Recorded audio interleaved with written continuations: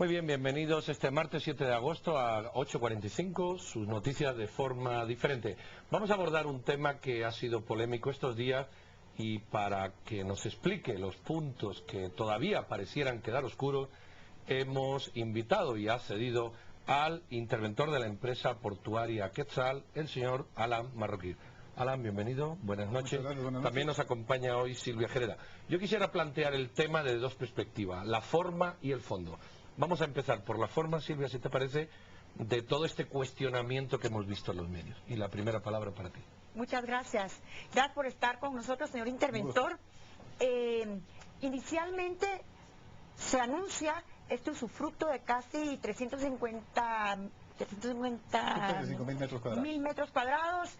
200 millones es lo que va a invertir la empresa española Terminales de Contenedores de Barcelona, y esto se da en un contexto donde, por ejemplo, Thomas Harrigan, que es el jefe de operaciones de la Dirección Antinarcótica de la DEA, dice que Guatemala es un punto álgido del narcotráfico y señala que los puertos de Guatemala y Centroamérica reabastecen la droga que ingresa casi a todo el planeta. Estamos hablando de un puerto donde existe una alta peligrosidad del narcotráfico y del crimen organizado, donde existe una intervención que entiendo que se hizo basado en este reporte que se presentó al Senado de Estados Unidos, y luego se hace este contrato para expandir el puerto.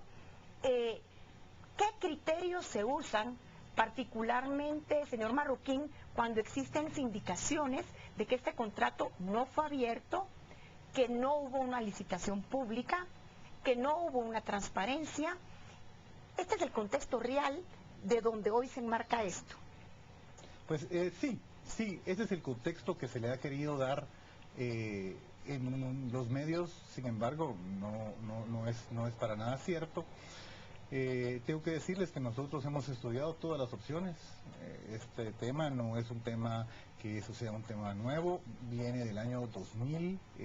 3 gobiernos han intentado hacer este proyecto absolutamente necesario como país. El tema narcotráfico, el tema logístico, el tema de eficiencia para el país, el tema de competitividad, está muy relacionado obviamente con el tema portuario. Dentro de las opciones que nosotros hemos estudiado para lograr construir esta terminal, fue primero la opción de construirla directamente nosotros. Pero este proyecto, para esto, requeriría una inversión aproximada de 120 millones de dólares. La portuaria se le ha dicho también muchas veces que nosotros contamos con 680 millones de quetzales en bancos. Es cierto. Contamos con 686 millones de quetzales en bancos, de los cuales 340 millones de quetzales son intocables porque se refieren al pasivo laboral y se refieren a la reserva legal. Por lo que nosotros nos contamos con que tenemos 366 millones disponibles para ejecutar una obra, una empresa portuaria que produce de rentabilidad real operativa 30 millones de quetzales al año, lo cual hacía que si nosotros teníamos que pedir un préstamo de 80 millones de quetzales, bueno, ustedes podrán hacer las cuentas de cuántos años implicaría poder pagar ese préstamo. Por lo tanto, eso no era una vía. Después hemos estudiado las 2 vías alternas, que serían la concesión y la ley de alianza público-privada, pero en los procesos de licitación, y todos ustedes conocen qué es lo que sucede en los procesos de licitación, yo no estaría aquí explicándoles a ustedes que logramos terminar un contrato para la ejecución, sino que estaría explicándoles a ustedes del por qué me estarían cuestionando sobre si dirigí las bases, si yo tengo interés en esas empresas que van a construir, o en las empresas que van a ejecutar, o las empresas que van a estar concesionadas. Nosotros, en base a eso, tratamos de tomar la legislación portuaria y utilizarla tal como debe de ser. La empresa portuaria siempre fue diseñada para esto, para entregar áreas en usufructo o en arrendamiento para explotación de servicios portuarios. De hecho, el decreto 100-85 del Congreso de la República y su reglamento es bien claro al establecer que la portuaria Quetzal puede disponer de sus activos, no enajenándolos, pero sí usufructuándolos o arrendando. Una pregunta, señor Marroquín. Hay mucha gente que dice, bueno, pero eso no se ha hecho transparente, eso tiende a la corrupción, eso... el sindicalista o el director del sindicato decía hace un rato, se ha hecho bajo la mesa. Sí. A esa acusación de se ha hecho bajo la mesa, ¿qué respuesta hay? Le respondo con esto. Nosotros fuimos visitados por 8 empresas y toda la comunidad naviera sabía de esta intención. Yo les puedo mencionar que yo fui visitado por Hutchinson, APM, MIT, SAM de Chile y TSB, por supuesto, y otras empresas, pero ellas pedían exclusividad en el manejo de contenedores, lo cual es ilegal. No podíamos darles exclusividad. La única empresa que se atrevió a invertir sin exclusividad era TCB. Por lo tanto, ellos, ejerciendo el derecho que cualquier persona tiene, presentaron una solicitud de usufructo. Bueno, como funcionario público yo estoy sujeto al principio de legalidad. Por lo tanto, yo no me puedo inventar procedimientos nuevos. Yo no estoy facultado para crear procesos que no están apegados a ley. Por lo tanto, me debo sujetar al proceso que mi ley determina. Y mi ley lo que determina es que una vez recibido una solicitud de usufructo, yo la debo elevar a una comisión técnica. La comisión técnica hace el análisis de si la propuesta es conveniente para los intereses de la portuaria y posteriormente, si lo aprueba, se eleva a la autoridad superior para que lo apruebe. Se suscribe el contrato y este se registra en el registro. Licenciado de la propiedad. Marroquín, yo le quiero hacer una pregunta en base a eso. Existe una parte del sector privado que asegura que la semana pasada usted les visitó para informarles que se iba a dar esta concesión y que sin embargo no les avisó que este contrato estaba firmado, y esto es lo que ha generado una postura del sector privado en torno al tema de la apertura, de la transparencia. ¿Por qué esto no se hizo público desde el momento en que ustedes toman la determinación y por el contrario hubo que esperar a que la bancada líder saliera a denunciar para ustedes hacerlo público? Okay. Realmente eso no fue así, para nada. De hecho, el contrato se hace en una escritura pública y se manda a registrar al registro de la propiedad. Bueno, eso es un acto en sí mismo de publicidad. Cuando se crea un derecho real, se envía al registro de la propiedad precisamente para que todos los ciudadanos lo conozcan. Eso sucede antes que la bancada saque los supuestos señalamientos de privatización del puerto o concesión del puerto, por lo que para nada esto es cierto. En cuanto a la visita que hice, y la hice a CONAPEX, efectivamente, me invitaron a mí de forma general para hablar de los planes de expansión de la portuaria. Este plan fue presentado, se les dijo, miren, esto viene, y me hicieron una pregunta directa, señor Marroquín, mire, ¿y eso ya está financiado? Y yo respondo, sí, sí ya está financiado. Desgraciadamente en ese momento pues se me acaba mi tiempo y termina ahí la conversación, pero la única respuesta a un contrato financiado es obviamente un contrato firmado.